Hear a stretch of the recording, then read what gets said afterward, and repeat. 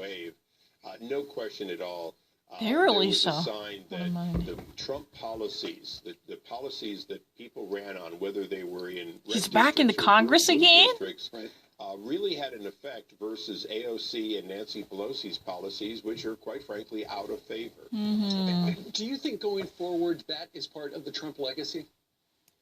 Oh, absolutely. I've said it before and I'll say it again. Trump has changed the Republican Party to make it much more sensitive to the blue-collar working man and woman. He's created an opportunity for us to make real inroads with what used to be considered Democrats. the union household, because, in fact, the Republicans have, in fact, stood with Trump to reach out and give the working man the advantage over, if you will, the global corporation. Wow, unbelievable. Daryl Aja, who actually served in the U.S. House for multiple years, and after several elections, he actually stepped down. He never actually sought after his re-election, but he's now back again because I can actually see it. He says California congressman elect. That means that he is to be the next House congressman from California. Wow. You all know that Daryl Aja had a very, very troublesome checkered history, right? When he was young, he was even actually caught under suspicion of stealing someone else's car with his brother, and he's a very rich Jewish congressman. And he actually, was already accused of using legislative power to enrich his personal wealth by passing a bill which would immediately open up the doors to the civil engineering construction in his own property or close to his own possession. Wow, he's back again. I've been very shocked to hear that. He just says that AOC and Nancy Pelosi, they completely ruined the nature of American democracy by bringing everything to the left. And this type of ideological detour is really dangerous because it's really radicalized the whole dialogue by absolutely tainting the whole conversation with the socialistic remnants. And there would be a huge suspicion for their motives, especially AOC or Ilhan Omar. He just actually suggested that. Wow. But another thing is he actually gave pretty much a good credit to President Donald Trump. After President Donald Trump's presidency, the Republican Party is finally in touch with the blue-collar workers who would normally be ardent supporters of the Democrats, or they're likely to be associated with union households because of their labor unions' communication.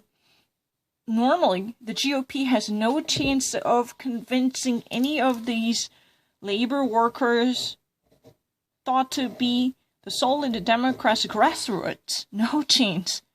But Donald Trump's the class war division paradigm finally gave the Republican Party to get out of and break out of this uppity middle class smoking flames, and finally his party was able to steal the hearts and win over the hearts and minds of average workers who were so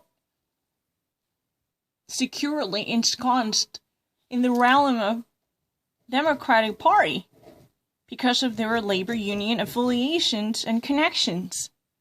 So it would never be the same again because of President Donald's contribution to the enlargement of the Republican Party supporters and political base would have influence well beyond his presidency.